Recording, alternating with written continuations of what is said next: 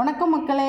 இன்றைக்கி வெள்ளிக்கிழமை நம்ம என்ன ரெசிபி பார்க்க போகிறோன்னு பார்த்தீங்கன்னா, சாயங்காலம் சாமிக்கு நாங்கள் வச்சு நிவேத்தியம் பண்ண போகிற பொருள் தான் பார்க்க போகிறோம். அதுக்கு என்னென்னு பார்க்கலாம் வாங்க. 1 கப்பு கோதுமை மாவு, 1 கப் சர்க்கரை, 1 கப் பால், பாதாம் முந்திரி ஏலக்காய் வச்சுருக்கேன், பன்னீர் திராட்சை வச்சுருக்கேன், வெள்ளை திராட்சை வச்சுருக்கேன், மாம்பழம் வச்சுருக்கேன்.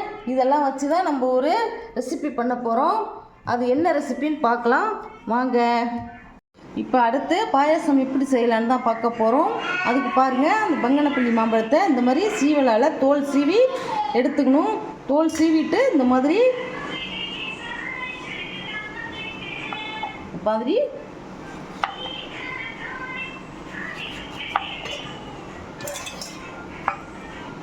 சின்ன சின்ன பீசஸாக கட் பண்ணிக்கணும். அதாவது ரொம்ப பழுத்த பழமாக இருந்துச்சுனாக்கா சீவரத்துக்கு வராது. அதாவது 3/4 பழம் உங்களுக்கு தெரியும் இல்லையா, எப்படி சீவரத்துக்கு வருமோ அந்த மாதிரி பழமாக எடுத்துக்கோங்க. இது பாருங்கள், சின்ன சின்ன பீஸாக போடணும். ரொம்ப ரொம்ப அருமையாக சூப்பராக இருக்கும். இது ஒரு புதுவிதமான டிஷ். இந்த பாருங்கள், நான் ஒரு கடாய் அடுப்பில் போட்டு நல்லா சூடு பண்ணி சிம்மில் போட்டுருக்கேன். இது சிம்மில் போட்டு தான் இந்த 1 கப்பு கோதுமை மாவு நல்லா வறுக்கணும். எப்படி வறுக்கிறேன் பாருங்கள், நல்லா வாசனை வர அளவுக்கு வறுத்துக்கோங்க. கருவாமல் சிம்மில் போட்டு வறுக்கணும். இங்கே பாருங்கள், இது நல்லா வறுபட்டோன்னா வாசனை வரும்.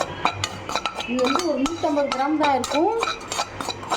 அதாவது இந்த கோதுமை மாவு நிறையா செய்யணும் அவசியம் இல்லை. இதுவே 4 பேர் சாப்பிடலாம். நீங்கள் நிறையா பேர் 7-8 பேர் இருந்தீங்கன்னா இன்னும் கொஞ்சம் சேர்த்து உங்களுக்கு எவ்வளோ தேவையோ அதை செஞ்சுக்கோங்க. நல்லா வாசனை வறுத்துக்கோங்க. இந்த ஸ்டேஜில் மாவு எடுத்து நம்ம ட்ரான்ஸ்ஃபர் பண்ணிக்கலாம். பழன்னு இருக்குங்க. பச்சை மாவு கொஞ்சம் ஈரத்தன்மையாக இருக்கும். வறுத்தோன்னு இந்த மாதிரி இருக்கும், நிறம் மாறாமல் இந்த மாதிரி இருக்கும். அடுத்தது சூடாகிடுச்சு. நம்ம வச்சுருக்கிற திராட்சை, முந்திரி, பாதாம் இதை நான் நறுக்கி வச்சுருக்கேன். இதையும் போட்டுக்கலாம்.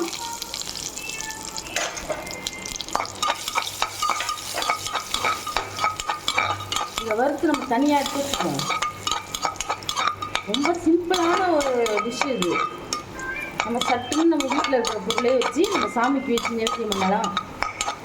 பாயசத்தில் நிறையா வெரைட்டிஸ் இருக்குது. நான் அடுத்தடுத்த வீடியோவில் போடுறேன். நீங்கள் வீடியோ சப்ஸ்கிரைப் பண்ணி பார்த்தா தான் நாங்கள் போடுற வீடியோலாம் புதுசாக உங்களுக்கு சேரும். இப்போ வறுத்து எடுத்தாச்சு. என்ன செய்ய போகிறோம் அடுத்ததுன்னா, நான் 150 கிராம் கோதுமை வறுத்து வச்சுருக்கேன். அதுக்கு நான் 1/2 லிட்டர் பால், காய்ச்சின பால் ஊற்றலாம், காய்ச்சாத பால் ஊற்றுலாம். நான் காய்ச்சின பால், பசும்பால் தான் ஊற்றுறேன். அடுத்த ஃப்ளூட்லேயே வச்சுக்கோங்க.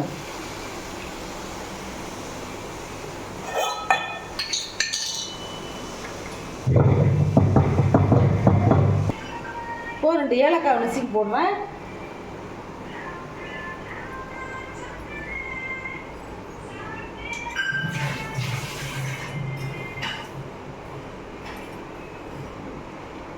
நல்லா பால் நல்லா கொதிக்கட்டும்.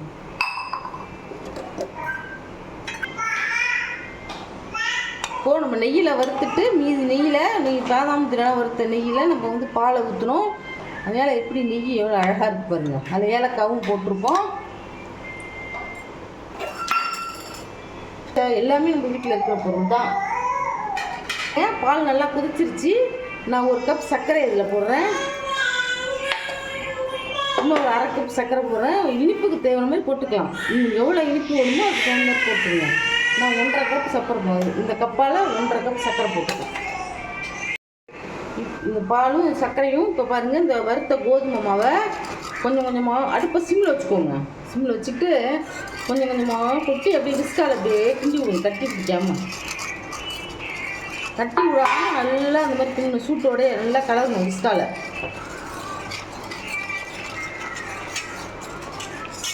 அடுப்பை சிம்மில் வச்சு தான் மாவை போடணும். இல்லைன்னு வச்சுக்கோங்க, கட்டி விழுந்து போடும்.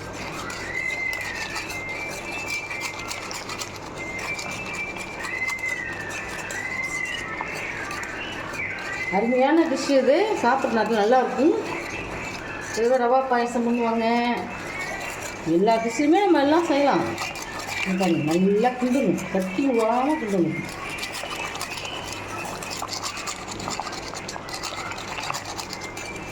நல்லா கிண்டணும்னாக்கா கட்டியே விடாது.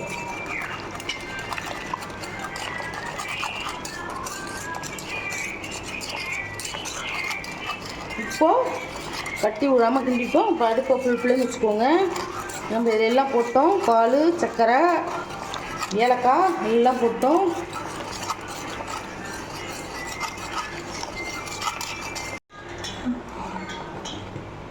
இப்போ பாருங்கள், பாயசம் நல்லா கொதிச்சிருச்சு. பாயசத்துக்கு ரெடி ஆகிடுச்சு. எப்படி இருக்கு பாருங்க. உங்களுக்கு கொஞ்சம் திக்காகிடுச்சுன்னா நீங்கள் கொஞ்சம் கூட பால் ஊற்றிக்கலாம். தண்ணியே சேர்க்கக்கூடாது, வெறும் பாலில் தான் செய்யணும். மற்றபடி சர்க்கரைக்கு பதிலாக நீங்கள் மில்க் மேடு கூட யூஸ் பண்ணிக்கலாம், தேவையான அளவு. அது இன்னும் சூப்பராக இருக்கும்.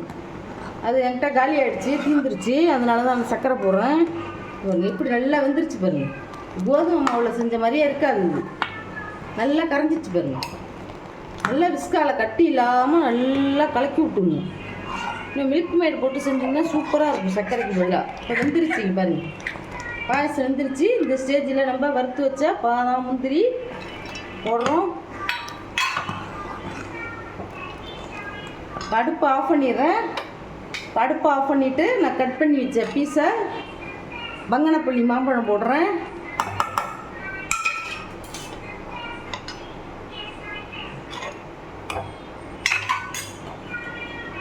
பன்னீர் திராட்சை போடுறேன், வெள்ளை திராட்சை போடுறேன். எல்லாத்தையும் போட்டோம். நம்ம வாயில் வச்சு பார்க்க முடியாது, ஏன்னா சாமிக்கு நைவேத்தியம் பண்ணணும். நைவேத்தியம் பண்ணதுக்கு அப்புறம் தான் நம்ம டேஸ்ட் பார்க்க முடியும். இதை கொஞ்ச நாளைக்கு நம்ம அப்படியே ஆற விடுவோம். ஆற விட்டுட்டு ஒரு பிஞ்சு உப்பு இப்போ போட்டிங்கன்னா தெரிஞ்சு போயிடும், கொஞ்ச நாளைக்கு ஆகும். இப்போ உங்களுக்கு கலர்ஃபுல்லாக இருக்குது பாருங்க. ரொம்ப ரொம்ப சுவையான கலர்ஃபுல்லான கோதுமை பாயாசம் ரெடி. இந்த ரெசிபி உங்களுக்கு பிடிச்சிருந்ததுன்னா எங்களுக்கு எங்கள் சேனலுக்கு ஷேர் பண்ணுங்கள், லைக் பண்ணுங்கள், சப்ஸ்கிரைப் பண்ணுங்கள். யாருமே சப்ஸ்கிரைப் பண்ணாமையே பார்க்குறீங்க. சப்ஸ்கிரைப் பண்ணி பார்த்தா தான் நாங்கள் போடுற புதுவிதமான வீடியோலாம் உங்களுக்கு வந்து சேரும். தேங்க்யூ.